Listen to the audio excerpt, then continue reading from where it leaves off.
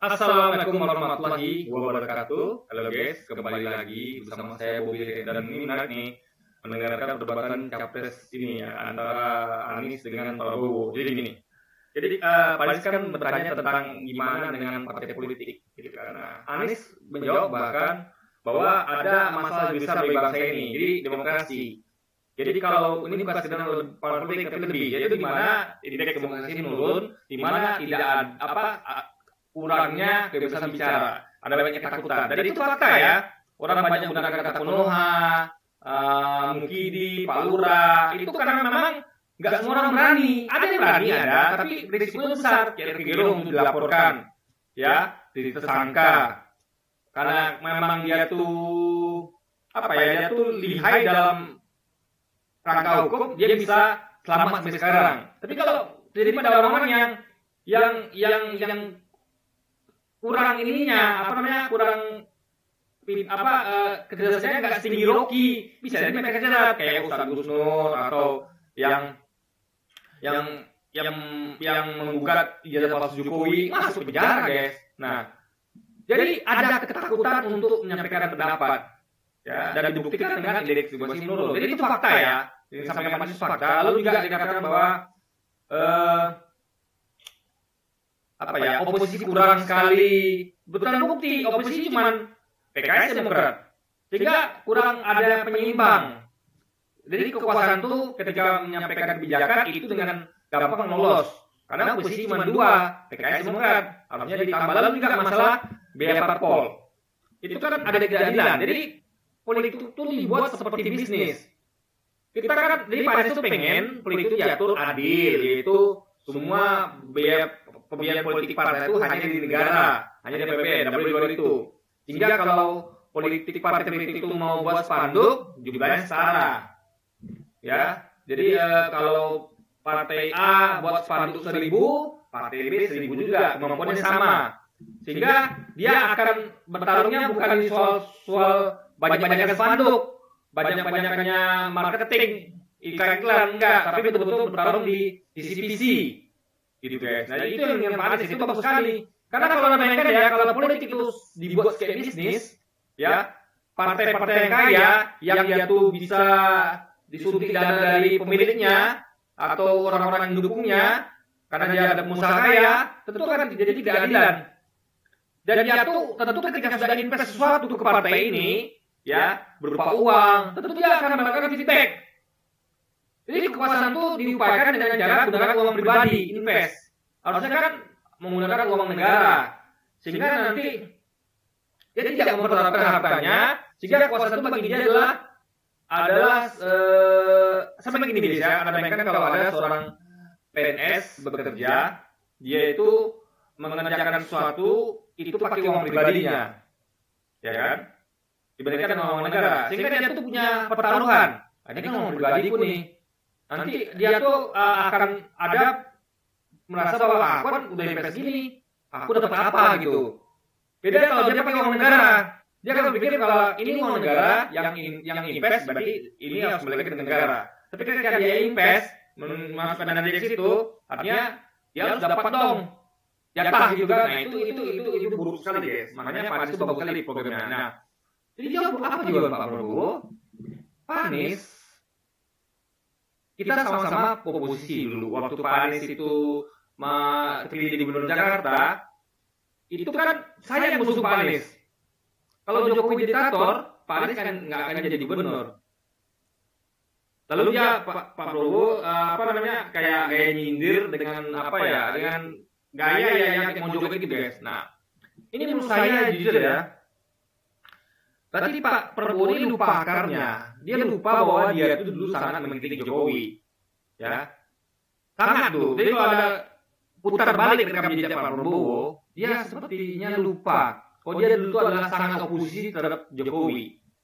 Ya, sangat oposisi gitu. Tidak bisa dibantah, guys. Bahkan dia sampai bermeja gitu kan, menentang Jokowi gitu. Nah, jadi Pak Prabowo ini seperti lupa masa lalunya. Lalu gini, ketika ada suatu hal yang terjadi begitu, Pak Anies gubernur, artinya itu adalah kebenaran yang menang gitu. Orang yang berpegang pada demokrasi yang menang, meskipun dengan banyak hambatan. Itu hambatan guys, kebebasan demokrasi itu hambatan. Jadi kayak orang yang diuji, dihambat, lalu dia berhasil. Harusnya kan nggak dikatakan bahwa itu hambatan itu nggak ada, enggak. Membuktikan hambatan nggak ada, bukan mengatakan bahwa itu orang lolos. Buktinya nggak ada hambatan itu, nggak ada itu diktator. Kan ada begitu guys. Jadi saya contoh gini lagi ya, misalnya gini.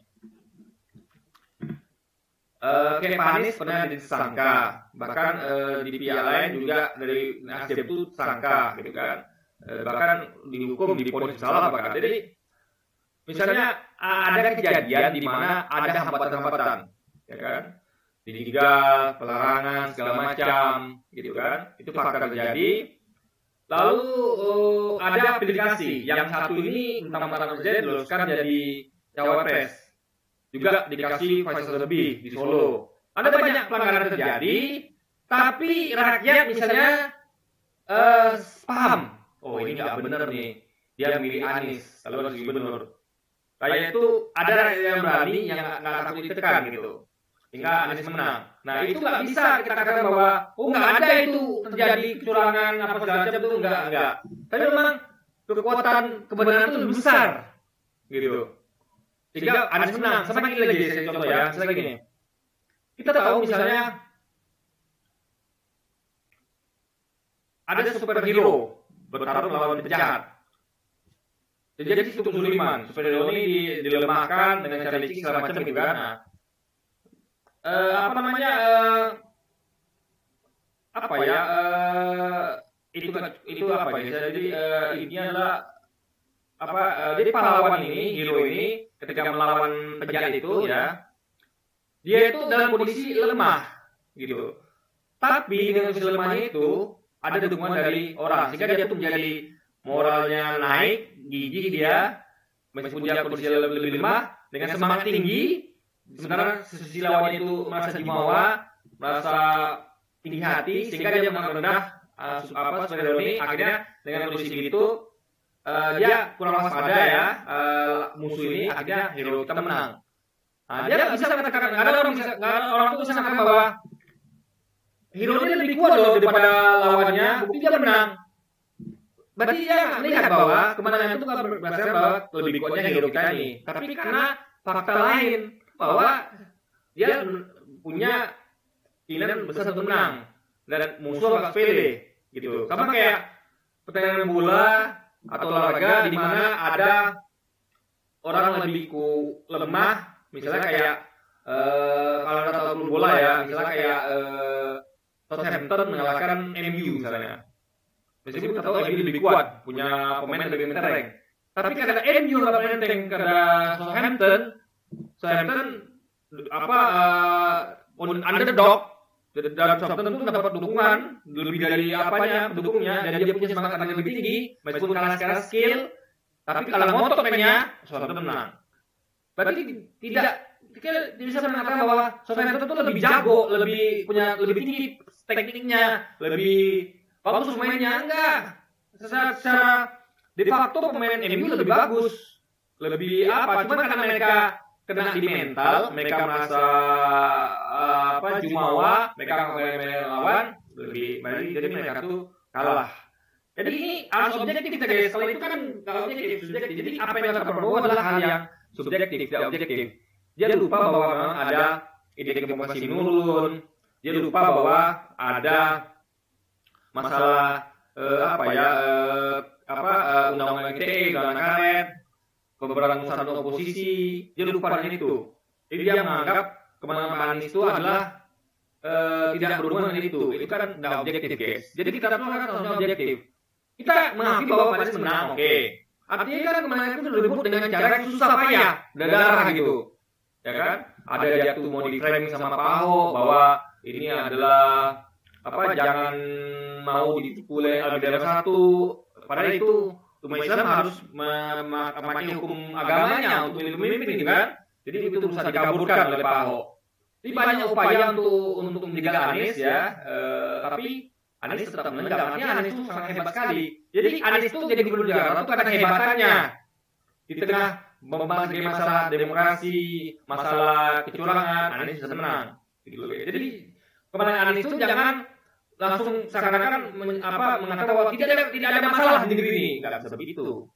Jadi sesuatu itu bukan dilihat dari menang tidaknya, tapi dilihat itu harus secara kasus per kasus. Oh iya, memang ada pelanggaran ini, pelanggaran demokrasi, tapi Anies tak menang meskipun di tengah badai itu, gitu loh. Gitu kan. Jadi sama kayak contoh lain misalnya kayak contoh kayak ada 2 proses pemilihan juara. Yang satu dia tuh dia pintar, yang satu ini bodoh misalnya. Yang satu ini yang bodoh ini dia didukung habis-habisan, dikasih dana, dikasih apa segala macam, disuplai lah, lebih difasilitasi lah, dikasih uang belajar yang bagus, pakai AC, dikasih makanan enak sama belajar, pokoknya dia kasih guru yang terbaik. Sementara yang si pintar ini gurunya nggak dikasih, dia belajar sendiri. Pokoknya dia sendiri kan gitu guys. Bahkan diganggu pula murid pintar ini, misalnya kayak disuruh kamu pergi ke warung beli ini, sebenarnya yang ini tidak fokus belajar aja gitu, padahal bodoh gitu kan. Tapi di tengah hambatan itu si pintar tetap menang, ujian tulus ya, juara 1. Yang didukung tadi, yang sedang adil ini kalah.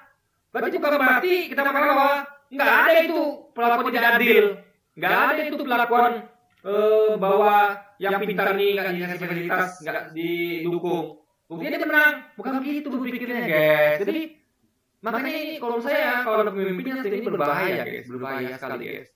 Dia tuh tidak genuine, tidak objektif. Kita pengen punya pemimpin yang objektif, melihat kasus bahwa meskipun Anies menang, tapi ada banyak masalah di balik kemenangannya. Dia melalui banyak gempuran. Jadi jangan mengatakan bahwa kejadian itu tidak ada hanya karena orang itu menang. Enggak. Berarti kita harus melihat sebagai orang ini menang di tengah banyak gempuran ketidakadilan, gitu guys, logikanya. Oke, jadi mungkin sekian dulu aja video kita kali ini, dan sampai jumpa lagi di video-video selanjutnya. Dan wassalamualaikum warahmatullahi wabarakatuh guys.